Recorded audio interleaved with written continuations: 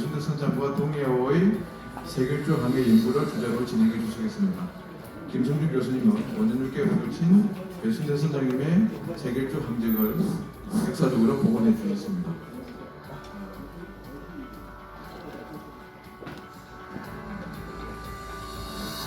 김성준 교수님의 발표를 큰 박수로 맞이해 주시기 바랍니다.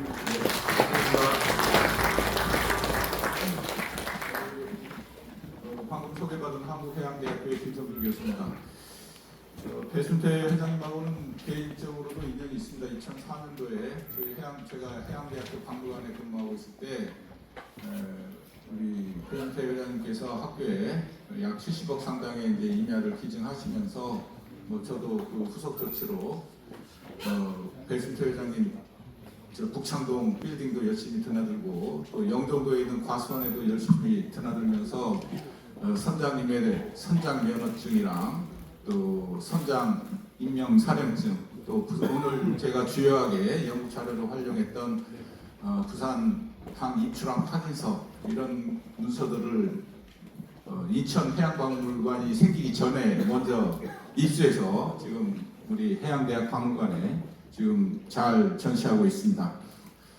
그래서 올 봄에 우리 배 회장님께서 그러니까 우리 2대 배 회장님이시죠? 우리 배동 회장님께서 오셔서 아버님 탄생 100주년이라 요 세계 일주를 하셨다고 늘 말씀을 하시는데 구체적인 게 없어가지고 늘 좀 껄끄름했다. 한번 이 항로를 추적해서 확인해 주었으면 좋겠다라는 말씀을 하셔서 이제 일을 시작했습니다.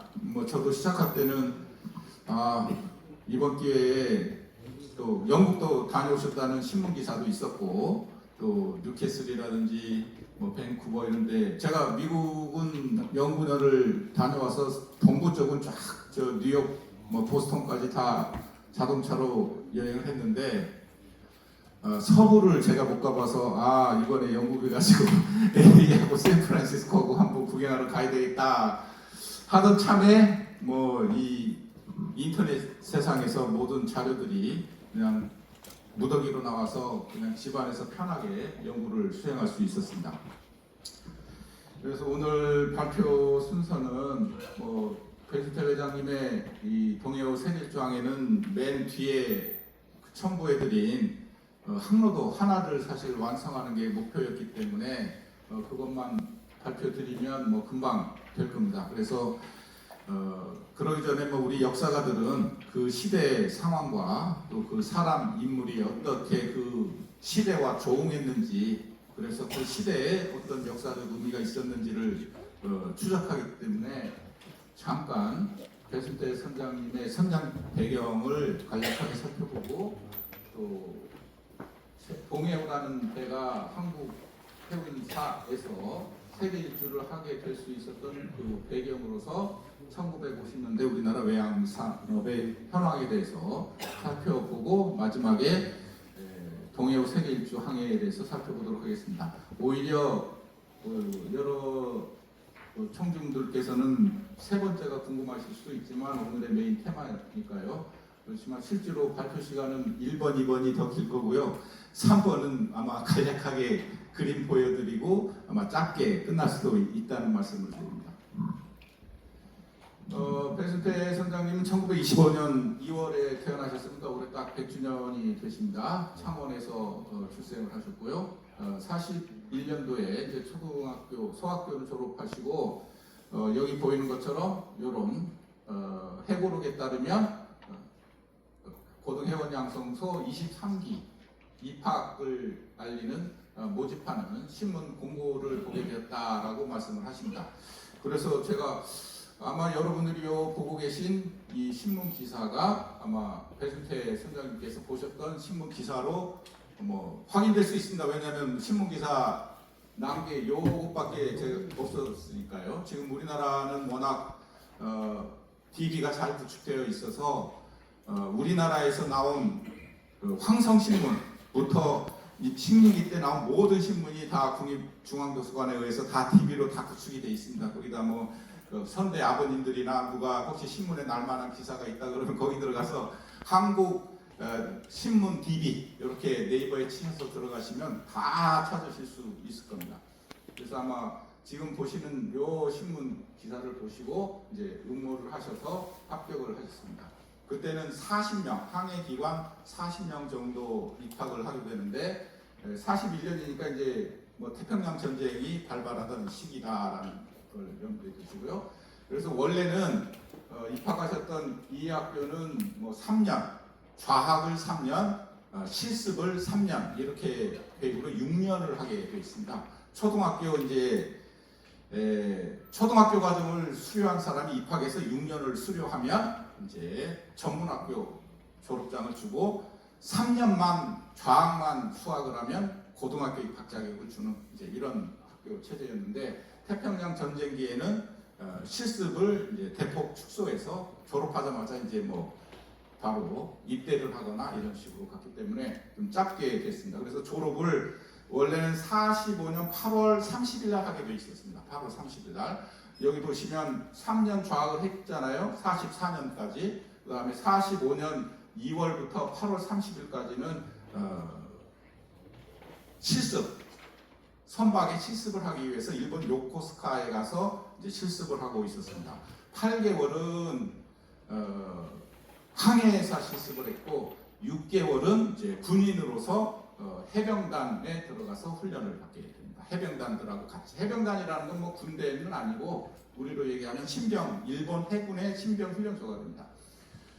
근데 다행스럽게도 수료를 마치고 전쟁에 투입되기 보름 전에 이제 일본이 항복선언을 하게 돼서 뭐 수료 아닌 수료처럼 개인 자격으로 이제 일본에서 한국으로 돌아와서 이제 진해에서 졸업장을 받게 됩니다. 그리고 졸업 후에 바로 김천호에 이제 항해사로 승선을 하게 됩니다. 해방 후에는 당시에는 우리나라에 외항선이 세 척이 있었습니다. 세 척. 부산호가 인천항에 여기에 수리를 하고 있었고요. 그 다음에 이제 11월에 김천호, 일본에서 한국으로 비료를 싣고 갔다가 한국에 압류가 됩니다. 왜냐하면 식민지 시기에 일본에 소속된 모든 선박들은 미군정 재산으로 한다라는 규정이 있었기 때문에 김천호가 우리 식민지 시기에 있었던 조선우 선배였기 때문에 바로 억류가 돼서 한국배로 넘어가게 됩니다. 그리고 또 하나는 NYK, 즉 일본 우선의 선박으로 이카우마루가 해방 당시에 한국 수역에 있어서 억류가 돼서 1945년 해방 당시에는 우리나라의 외항선은 딱 세 척이 있었다. 이렇게 말씀을 드릴 수 있습니다. 그래서 거기에 이제 사망사로 승선을 하시고 그 뒤에 46년 6월부터 48년 초 사이에 약 2년 반 사이에 한국 수역의 외항선이 아까 말씀드린 것처럼 세 척밖에 없기 때문에 석탄이라든지 밀이라든지 비료를 운송할 선박이 너무 부족해서 미국이 한국에 대여 선박을 대여하게 됩니다. 한 40여 척 정도를 대여를 하게 되는데 그때 이제 들어온 선박 중에 이제 볼틱형 선박에 승선을 하신 것 같습니다. 그리고 뭐 여기 보시는 것처럼 여기서 몇 년을 했는지 아마 오래 하셨을 것 같아요. 이때는 뭐 아까 보이는 것처럼 10개월 승선한다, 4개월 승선한다 이런 개념이 없이 배만 뭐 태워주면 그때는 이제 어쨌든 월급을 받을 수 있는 상태였기 때문에 그래서 여기서 아마 46년부터 뭐 아마 1, 2년 정도는 김천호에 장기 승선하신 걸로 추정이 됩니다. 그리고 볼틱형 선박에 잠시 뭐 한두 항차 하시고 한 뭐 6개월 이내에 승선을 하시고 기회가 나서 부산 수산대학에 조교수로 취업을 하게 됩니다. 뭐 이때도 이제 이재송 선장이 이제 같이 볼틱형 선박에 타고 있었는데 그분이 수산대학에 강사로 나가시면서 자기 후임으로 추천을 하셨다라고 지금 그 회고록에는 기록을 하고 있습니다. 그래서 48년부터 51년 사이에 뭐 6개월을 조금 겹쳐서 그리고 이제 요 기간에 일부 이제 해군 사관학교에 출강도 하시게 됩니다. 그리고 상공부에 불법 어업 단속을 하는 수산국의 기정으로 약 6개월 정도 근무하시다가 왜냐하면 여기서 가르쳤던 제자들이 결국 어선을 타게 되는데 이 사람들을 단속하는 일을 하게 되니까 이것이 좀 마음에 아프셨던가 봐요. 회고록에도 이게 너무 그 불법 어로하거나 밀수하거나 이런 거 제자들이 단속하는데 계속 이제 자기 교수라고 찾아와서 부탁도 하고 빼달라고 하기도 하고 하는 게 이제 맞지 않아서 오래 있지는 않았다. 그래서 마침 미지노라는 선박의 선장으로 이제 그 스카우트 돼서 한일간 항로에 다니는 미지노의 선장을 또 올해는 못하셨던 것 같아요. 이것도 왜냐하면 지금 아까 말씀드린 신문 DB를 추적해 보면 미진상해에서 그 선박에서 일본에서 밀수하다가 부사장도 잡히고 전무도 잡히고 뭐 창고를 급습했더니 밀수품이 어마어마하게 나왔다 이런 기사들이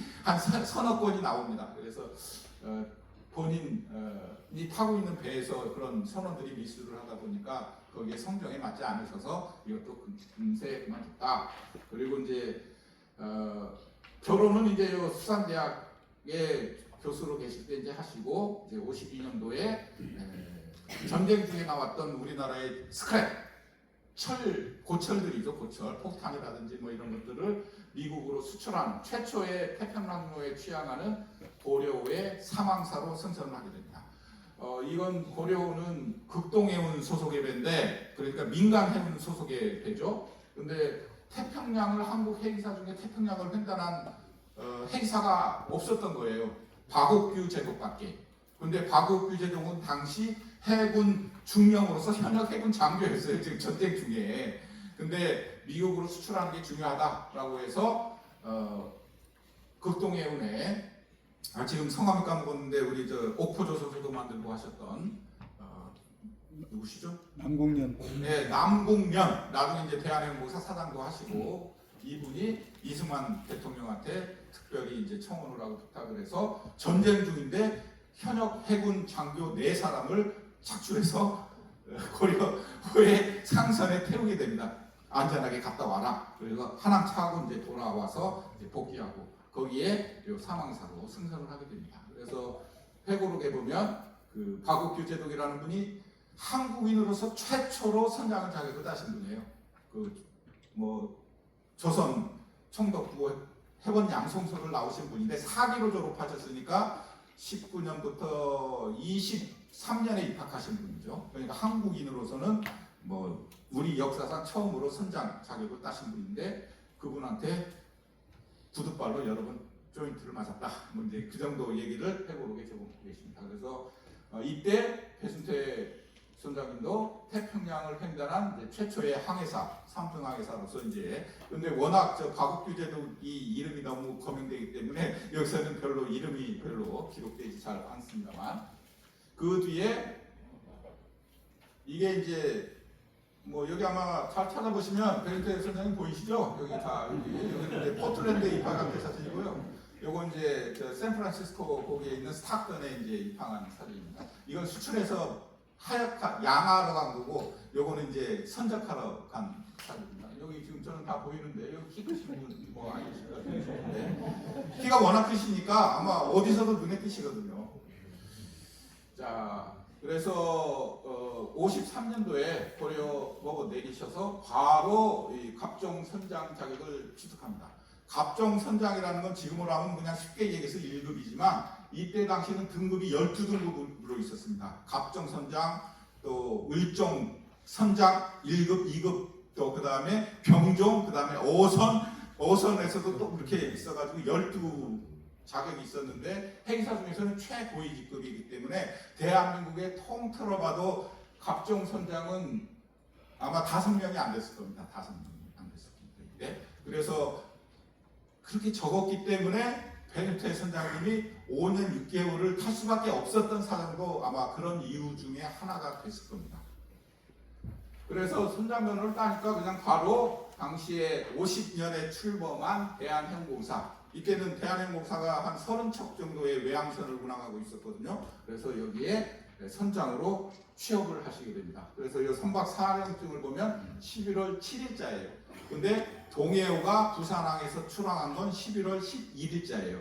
그러니까 이제 11월 7일 날 임명과 동시에 그냥 동해호 선장으로 바로 발령을 해서 뭐 인수인계 받고, 왜냐하면 그 이전 선장님이 또 계셨기 때문에 바로 승선해서 출항, 뭐 정신없이 출항한 거죠.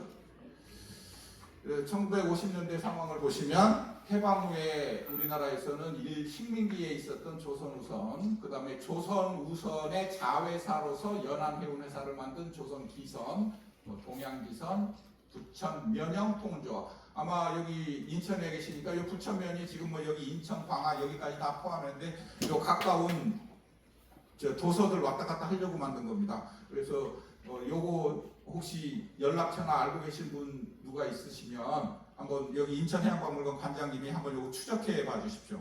여기 굉장히 중요한 회사이기 때문에 자료들이 다 남아 있을 겁니다. 그 경영 자료, 선봉량 이런 것들이 남아 있을 거니까. 그 다음에 남일운수. 요 조선기선은 현재 남성해운의 이제 모태가 됩니다. 이것을 남성해운 현 김영치 회장의 할아버지가 김성문 씨가 이거를 이제 위탁 경영자로 선박만, 다른 자산은 아니고 선박만 인수해서 이것이 이제 나중에 남성해운의 이제 모태처럼 이제 됩니다. 법적으로는 남성해운이라는 건 53년도에 시작했지만 실제로는 여기서부터 시작한다고 보셔도 될 것 같습니다. 그래서 여기 보시는 것처럼 아까 이건 말씀드린 거니까 뭐 45년부터 50년 사이에 이제 일본으로부터, 원래는 요 부산호는 인천에 있었고 이천호도 그 일본 우선 선박이었지만 한반도 수역에 있어서 바로 그대로 억류가 돼서 우리가 몰수를 했고, 김천호는 일본에서 한국으로 화물을 싣고 와가지고 여기서 이제 잡혔고요. 그 다음에 이제 우리나라와 미군정이 협력을 해서 조선 우선 선박들 일진호, 청광호, 앵도, 평안호 이렇게 돌려받고, 또 식민지 정부가 총독부가 갖고 있었던 작은 선박 해운호, 금강호, 무등산호를 또 우리가 돌려받았습니다. 근데 실제로 우리 해운 항만청장을 하셨던 해운이라는 책을 쓰신 거기에 보면 우리가 돌려달라고 일본 측에 얘기했던 건 50여 척이 넘는다고 나와 있습니다. 그 중에 받은 건 사실 극히 일부밖에 안 된 셈이죠. 그래서 아까 말씀드린 것처럼 워낙 외항선이 부족하고, 그래서 46년 6월부터 48년 4월 사이에 미국이 대여 선박 브레티스 쉽이라고 해서 48척 4만여 톤을 주게 됩니다. 최초로 이제 앵도가 홍콩에 우리나라 한천, 김, 우묵 이런 걸 이제 수출한 게 이게 이제 최초의 우리나라 수출선이라고 보시면 됩니다. 그 다음에 이제 김영주 씨가 조선우선을 위탁 경영 관리하면서 이제 근해상선을 이제 창립하고, 이게 어쨌든 해방 후에 최초로 설립된 민간 해운회사 이렇게 보시면 되겠습니다. 그래서 48년도에 정부 수립에 되면서 미군이 이제 그레티스 선박 중에 일부인 33척을 한국의 정부에 이양하게 됩니다. 근데 한국 정부에 줬으니까 정부가 이 조선우선에 그 배를 넘겨준 게 아니라 교통부가 직접 관리 운항을 했습니다. 그래서 그걸 교통부 운영선박, 그래서 부영선박 이렇게 얘기를 합니다. 그래서 1년간 48년 8월부터 그 다음해까지 1년간 요 선박들을 운항해 보니까 적자가 5억 원이 났습니다. 5억 원. 5억 원이면 지금으로 하면 아마 수백억 원이 될 겁니다. 단순 환산치로 하면. 그래서 각 출범한 대한민국 정부가 이게 너무 재정 적자가 심하니까 야 이거 조선우선하고 합쳐갖고 하나로 하자. 그러면은 정부 그 적자분을 여기에 떠넘길 수 있지 않냐. 조선우선은 지금 흑자를 내고 있었거든요. 배 뭐 4척, 5척 정도밖에 운항을 안 하니까. 그래서 합해서 조선우선 6척, 부영선박 21척 합해서 대한해운공사, 대한민국 정부 최초로 부영 회사를 처음으로 이제 만들게 됩니다. 물론 그 며칠 사이에 대한조선공사도 만들기도 합니다. 대한조선공사는 한진중공업에 이제 전시되겠습니다. 자, 그런데 아까 보인 것처럼 미국이 한반도뿐만 아니라 일본에도 줬고요, 대만에도 줬고요, 필리핀에도 줬고요, 홍콩에도 줬습니다. 우리만 받은 게 아닙니다. 이거 착각하시면 안 됩니다. 다 여러 나라들 다 줬습니다.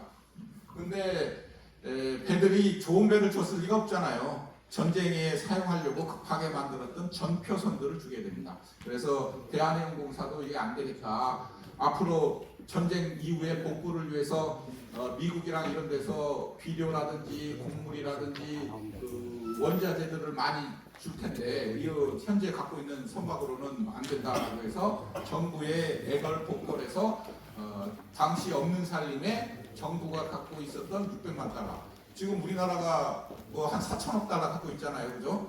근데 600만 달러가 아마 정부 예산의 거의 아마 10% 이상 상당히 많은 금액이었을 겁니다. 그 중에 선걸로 6척의 중고선들을 도입하게 되는데 그 중에 하나가 동해호가 되겠습니다. 약 10,000톤 정도로 여기 보시면 제일 크죠. 데드웨이트로는 지금 가장 큰 선박입니다. 데드웨이트로는. 뭐 여기 부산호가 있는 것은 앞에서 얘기한 부산호가 중간에 침몰합니다. 그래서 새 이름으로 부산호를 만든 거여서 앞에서 얘기한 거하고 좀 다릅니다. 그래서 동해호를 이제 사가지고 오게 되는데 동해호의 전시를 보면 42년도 포틀랜드 오레곤 조선소에서 만들었습니다. 첫 번째 리버티 타입이라고 얘기를 하는데요. 필립 리빙스턴호입니다. 근데 이 재밌는 건 필립 리빙스턴호는 첫 취항하고 나서 세계를 일주합니다. 이게 신문 기사에 났어요. 왜냐하면 오레곤에 이제 동해호가 들어가니까 그 서베이어 곡물을 실러 갔는데 곡물 서베이어가 와서 보니까 자기가 탔던 배인 거야. 그래서 신문 기자가 와서 상세하게 취재를 해서 내가 900 처음 타고 인수해가지고 사망사 때 여기 이렇게 다녀서 세계 일주했던 배야 라고 이제 신문 기사에 상세히 보도를 해서 여기 남아 있습니다. 그래서 그 2차 세계대전 이제 직전에 노르웨이 정부에 잠시 빌려줬다가 결국 노르웨이에 매각돼서 이렇게 3번 바뀌었다가 동해호로 이름이 개칭되기 직전에는 틴트라호였습니다. 그래서 우리나라 언론에는 다 틴트라호, 전선명이 틴트라호다 이렇게 되어 있습니다. 60만 달러 정도 됐습니다. 그 남해호, 동해호 다 같은 가격이었습니다. 그래서 뉴 올리언즈에 있는 배를 안충순 선장, 뭐 여기도 1900년생이더라고요. 그러니까 굉장히 그 앞선 선대 그 선장님이 뉴 올리언즈에서 인수해서 파나마 지나서 샌프란시스코에서 보리를 싣고 부산 일부두에 와서 명명식을 합니다. 이때는 53년이니까 아직 전쟁 종전 전이잖아요. 그래서 정부도 여기 있었고 대한해운공사도 본부가 여기 있었고 해서 일부두에서 도착하자마자 명명식을 여기서 했어요. 근데 이제 그 다음날 바로 마산으로 가거든요. 마산에서 이제 대맥을 이제 하역하기로 예정돼 있었거든요. 그래서 실제로는 대대적으로 명명식은 마산에서 있습니다. 그러니까 명명식을 2번 한 선박이 바로 또 동해호가 되겠습니다. 요거는 이제 그 페스테 선장님이 타기 전에 안충승 선장님이 계실 때 53년 6월에 밴쿠버에 입항하는 것을 거기 그 카메라 찍는 사람이 찍어서 2컷을 이제 신문에 게재했던 내용이 지금 남아 있습니다. 그래서 여기에서 한 컷, 여기에서 한 컷 해서 아주 이쁘게 잘 찍혀 있습니다. 그리고 이거는 패고록에 따르면 뭐 부산인가 어디라고 지금 나와 있는데 이때 당시 부산이나 인천이나 거기에는 이런 사이버 시설이 없었기 때문에 우리나라 일리가 없고요. 근데 가장 많이 들어갔었던 포틀랜드로 저는 추정을 하고 있습니다. 그래서 여기서 여러 장을 찍었습니다. 여러 장을 여기서도 찍고 요 앞에서도 그 페스테 선장님 찍기도 하고 그래서 칼라로 남아 있는 그래서 이 원본은 우리 해양대학이 수정하고 있습니다. 그래서 사용하시려면 카피라이트를 요청하시면 되겠습니다. 허용해 드립니다. 무료로. 자, 그래서 지금 처음에 그 의뢰를 받았을 때 저는 제가 이 제목이 뭐 따로 제목은 없는데 부산항 입출항 확인서라고 그냥 제가 다 제를 붙였습니다. 1961년 5월에 어쩐 일인지 베스테 선장님은 이때 도선사로서 한참 돈 잘 벌고 있을 때예요. 왜냐하면 59년에 개업을 하셨으니까. 근데 대한해운공사에 요청해서 나 부산항 몇 번 입출항했는지 확인해줘 하는 요 서류를 요청하게 됩니다. 근데 이거는 어디 제출하려고 한 게 아니에요. 왜냐면 원본을 본인이 갖고 계셨단 말이에요. 그러다가 이제 저한테 들켜가지고 저한테 이제 주시게 된 건데 근데 이제 공교롭게도 저한테는 요 세 장만 있었어요. 저한테는 요게 이제 요거의 두 번째 장이고 원래 세 번째 장이 있고 마지막 장이 있는데 요 마지막 요 세 번째 네 장 중에 세 번째 장이 유실이 된 것 같아요. 왜냐하면 여기 보시는 것처럼 이걸 스테플러로 찍어놨었으면 오히려 좋았을 텐데 이렇게 클립으로 보관을 하시면서 어디다 이렇게 보고 하시면서 누락이 됐어요. 그래서 여 본문에 보면 부산항에서 17번 입항하고 출항을 했다. 그러니까 총 34번을 들락날락했다라고 돼 있는데 여기 이렇게 입항 출항 이거 쫙 세보니까 5번 반밖에 확인이 안 됐습니다. 5번 반. 그러니까 11번만 입항 출항 요것만 나왔죠. 그래서 저는 이것만 믿고 쉽게 할 수 있겠다 생각을 했었는데 이게 누락이 돼서 그래서 그 다음에 이제 찾은 게 이런 명함 같은 거 없느냐 했더니 이제 이런 것들이 많이 있었습니다. 뭐 니가따라든지 뭐 여러 항구 드나들면서 대리점도 왔을 거고 뭐 그래서 이런 것들이 있었는데 아쉬운 것은 받은 날짜나 이런 것을 안 적어놨다는 겁니다. 그래서 저는 뭐 지금도 누구한테 명함 받으면 받은 날짜를 꼭 적어놓거든요. 그래야지 언제 어디서 만났다라는 게 이제 기억이 되니까. 그 다음에 이제 여기 이제 요건 코펜하겐 달력입니다. 근데 요 그림이 좋아서 그런지 59년 1월달 달력만 요 딱 남아 있어요. 요거는 뭐 그 뒤에 누가 손댄 건 아니라고 하니까 아마 요 시기 어딘가에 이게 이제 하선하기 3개월 전이거든요. 이때가 한 5년째 타고 있을 때예요. 5년째. 그러니까 얼마나 그 집에 가족들 보고 싶고 그랬겠어요. 그래서 이 날짜를 우리 군대 제대 날짜 세알이들 이렇게 한 흔적이 보이죠. 아, 그럼 코펜하겐에도 59년 1월에는 들어갔겠다. 이런 추정이 되고요. 그 다음에 이제 런던에 그 뮤지컬을 보러 가신 것 같아요. 그래서 아무리 뒤져도 뮤지컬 런던에 입항한 기록은 찾지 못했고 아마 이것은 노스 쉴드에 실러 갔을 때 런던에 여행한 것으로 추정을 하고 있고요. 그 다음에 이제 요거는 이제 뉴욕의 여기 스미소니안 박물관 앞에서 찍은 사진인데 그러면 뉴욕을 들어갔어야 되는데 제가 추적해 본 결과 뉴욕에 입항 사실은 없었습니다.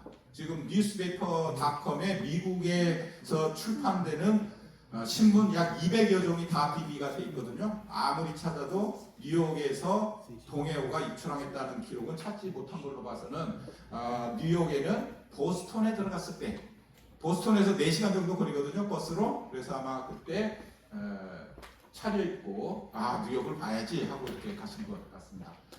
여기는 이제 이분은 주 호주 영사이신 김은 대사입니다. 김은 영사시고 여기 이제 벨트 선장님인데 요것만 보면 뭐 영사가 동해오가 멜버른 시드니 들어왔다고 이제 방문한 걸로 보실 수 있는데 아마 사고가 없었으면 사고라기보다는 여기에서 민지가 고장나서 이게 하역 인부들이 하역을 못하겠다고 수리비를 청구해 왔습니다. $500. 근데 벨트 선장님이 거부해 사인하기로. 왜 $500면 크잖아요. 그때 당시 선장 월급이 4, 5년 되니까 64년도에 김수금 선장님이 해외 선박 승선했을 때 선장 월급이 $200가 안 됐거든요. 그러니까 $500면 굉장히 큰 돈이잖아요. 그래서 나 사인 못한다. 이거 회사에 너무 큰 손해를 끼치니까. 그래서 하역 인부들이 하역 거부를 합니다. 하역 거부. 그러니까 이 짐을 양아를 해야 되는데 양아를 못하니까 영사님이 찾아가서 이거 해야 된다. 여기 법규에 따르면 여기 법규에 따라야 되니까 그래서 이제 방선하고 잘 해결되고 기념사진으로 찍으신 것 같습니다. 그래서 결론적으로 여기 쭉 보시면 이게 이제 한 장으로 여러분들 교재 여기 자료집에는 한 장으로 돼 있어서 쉽게 더 보실 수 있을지 모르겠는데 여기에 노란 걸로 표시된 것을 제외하면은 다 신문 기사나 문서를 통해서 확인된 겁니다. 확인된 거. 그래서 여기 이제 아까 우리 배동진 회장님도 얘기하셨던 것처럼 인도를 갔다 온 건 내가 분명히 기억하고 인도에서 갔다 왔다고 해서 거기 배 방문해서 그랬던 것도 기억나는데 요거는 확인이 안 됐고 그 다음에 이제 여기 노르웨이 여기 성급 검사를 받기 위해서 한 2달 정도 정비를 한 거면 이것도 확인이 안 되는데 전후 좌우로 다 확인해 보면 이 시기에 노르웨이 성급 검사를 완료했다라는 얘기가 있기 때문에 이게 거의 맞을 것 같고요. 그 다음에 여기 보는 것처럼 이제 그리스의 아테네를 들어가서 사진을 찍은 게 꽤 많이 남아 있습니다. 근데 어디에서도 이 피레우스 들어간 일정은 나오지 않았어요. 그래서 나중에 이제 제가 저 뒤에 항로도를 보여드리겠습니다만 수에즈를 통과하고 나서 이제 일본에서 필리핀에서 코프라를 싣고 수에즈 통과하고 이걸 안 갔으면 세계일주가 안 됐거든요. 이게 이제 마지막 항차거든요. 여기 마지막 항차. 그래서 스톡홀름에서 코프라를 양화할 때 수에즈 지나면서 기름도 다시 싣고 선식도 싣고 뭐 페인트라든지 이런 것도 싣기 위해서 여기서 들렸을 수도 있고 여기서 들렸을 수도 있는데 제 판단으로는 항로상 여기서부터 스톡홀름 가는데 여기가 제일 길거든요. 여기 중간에 어딘가에서 보급을 받아야 되기 때문에 여기에서 들렸을 것으로 저는 추정을 했습니다. 그래서 결론적으로 보면 처음 인수받아서 배를 11월에 타서 한 세항차는 요 작거든요. 한 달 이내입니다. 왔다 갔다. 그래서 아마 일본에서 비료를 선적한 거. 요거는 이제 신문 기사로 확인된 겁니다. 비료나 이런 걸 선적한 걸로 되어 있습니다. 그리고 여기서 한 4개월 정도 여기가 되는데 여기서는 인도 뭄바이에 가서 소금을 선적했다. 이때 무슨 4개월이나 걸리냐 이렇게 얘기를 하실 수 있는데 이때는 하역 장비가 붙는 하역 장비가 아니라 아주머니들이 거기에다가 일고 이렇게 만톤을 실어 부었습니다. 만톤을. 그래서 하루에 많이 실어봐야 뭐 500톤에서 비가 안 오면 800톤. 최대한 많이 실어요. 그러니까 실제로 뭐 비 오고 뭐 오고 뭐 어쩌고 저쩌고 하면 실제로 약 선적하는 데만 뭐 20일 한 달 넘게 걸렸다 이렇게 추정할 수가 있습니다. 그 다음에는 이제요 여기서부터는 이제 곡물을 미국의 원조 물자인 곡물 선적하는 것이 이제 많이 나오고요. 여기 이제 목재 나오고 그 다음에는 이제 마닐라에서 이 코프라는 야자를 짓이겨서 우리 로프 만드는 데 사용하는 원료로 사용하는 겁니다. 그래서 이것도 재밌게 이제 호놀룰루 신문에 하루 아침에 입항했다가 저녁에 출항한 기사를 확인해서 가다가 호놀룰루에서 보급을 받았구나 하는 걸 알 수가 있고요. 그래서 콜롬비아 보나벤투라에서 하고 파나마, 뉴올리언즈, 또 파나마로 해서 롱비치로 해서 또 샌프란시스코의 쿠스베이, 그다음에 멜버른, 시드니 쭉 가서 목재를 하역을 하고 아까 얘기한 시드니에서 윈치 수리를 거부해서 아까 김은 영사가 와 문제, 그다음에 뉴캐슬과 시드니, 멜버른 여기는 다시 또 선적을 한 겁니다. 여기까지는 양화를 하고 여기는 또 선적을 해서 마닐라에서 풀어주고 거기서 또 선적을 해서 일본에 풀어주고 그 다음에 이제 오사카에서 재미있는 것은 오사카에 한 번 항차를 갔다 오게 됩니다. 왜냐하면 여기는 이제 부산일보의 신문 보면 오사카에서 좌파 200톤 싣고 동해오가 왔다 이렇게 기사가 나와 있거든요. 그 다음에 이제 여기 보는 것처럼 뭐 정비를 했고 그 다음에는 이제 밴쿠버 쭉 돌아서 다시 철도 차량 우리가 타고 다니는 철도 차량을 포트랜드에 싣고 오게 됩니다. 그 다음에 거기서는 뭐 인천에도 곡물 선적하고 와서 실었고 풀었고 그 다음에 샌프란시스코 이렇게 하게 됐습니다. 그래서 일본과 또 스탁던 사이. 그 다음에 이제 여기서 또 한번 사고가 납니다. 사고라기보다는 세터네이를 통해서 고베에 갈 계획이었는데 짙은 안개로 배가 이제 좌초를 합니다. 이때는 뭐 그 레이더나 뭐 이런 장비가 없었기 때문에 이거 뭐 불가피한 일이라고 생각을 합니다. 그래서 여기서 이제 수리를 하고 다시 이때는 이제 홍콩이었던 것 같습니다. 근데 확인이 잘 안 되는데 그래서 여기 보면 홍콩에 들어갔거든요. 여기에 뭔가를 지금 여기는 뭔가를 싣고 가기는 않잖아요. 우리가 홍콩에는 거기 수출할 화물이 없지 않습니까? 그죠? 그래서 포틀랜드 갔다가 또 아스토리아, 케네, 뭐 롱비유. 그 다음에 이제 요 15항차체는 한국인 유학생 2명이 동해오에 몰래 타고 가다가 배에서 걸립니다. 그래서 선장 입장에서는 이거 내려주려고 하코다에 내려줬는데 일본 사람들이 인수를 거부합니다. 우리가 왜 미량자고 받아서 또 골치 아프게 돌려주냐 안 한다. 그래서 결국은 샌프란시스코, LA까지 가서 스타크턴에서 미량자 2명. 이거 다 공부하러 가려고 하는 사람들이 있어요. 공부하러 가려고 하는 사람. 그 배편이나 항공편이 없으니까 이제 이렇게 숨어들어서 가려고 했고, 근데 이제 스타크턴에서 이 검사원 한 사람이 해치 화물창으로 내려가다가 떨어져서 반신불수가 돼서 나중에 재판에서 50만 불을 물어줘야 됩니다. 엄청난 금액이었죠. 50만 불이었으면. 그 다음에 이제 마지막 강차가 이제 수에즈로 해서 유럽 항로, 이렇게 해서 여기 보이는 것처럼 이와 같은 함정이 그려지게 됩니다. 그래서 처음에는 고베 오사카 중심으로 하다가 그 다음에 이제 마닐라에서 호놀룰루, 부에노루크 이렇게 가서 로테르담으로 가서 로테르담에서 보스턴으로 와서 목재를 싣고 이렇게 와서 여기서 싣고 멜버른, 시드니, 뉴캐슬, 시드니, 멜버른 출항해서 마닐라 갔다가 일본으로 갔다가 그 다음에 처음에 요 세항차하고 바로 뭄바이 가서 소금을 선적하고 일본으로 오고, 그리고 마지막 항차는 여기 보이시는 것처럼 수에즈를 통해서 아마 피레우스를 이렇게 들르고 아니면 바로 갔을 수도 있는데 이 항로상 싱가포르에서 보급을 했을 수도 있고 여기서도 보급을 할 수 있는데 피레우스 들어간 건 확실하게 있거든요. 근데 싱가포르에도 입항했을 가능성이 있는데 올 때나 갈 때, 그래서 여기 보이는 것처럼 스톡홀름, 그다음에 코펜하겐, 쉴즈, 비컨헤드 해서 이렇게 다시 돌아오는. 그래서 1959년 4월 4일에 하선을 해서 6월 달에 도선사 개혁을 하시게 됩니다. 그래서 본인이 우리 배동진 회장님께서는 우리 아버지가 대권왕의 한 거를 굉장히 자랑스럽게 생각하시고 늘 말씀하셨다. 그래서 저도 이제 고민을 해본 결과 회고록에는 여기에서 이쪽으로 가는 건 시도했다고 되어 있습니다. 자세히 한번 보시면 시도했다.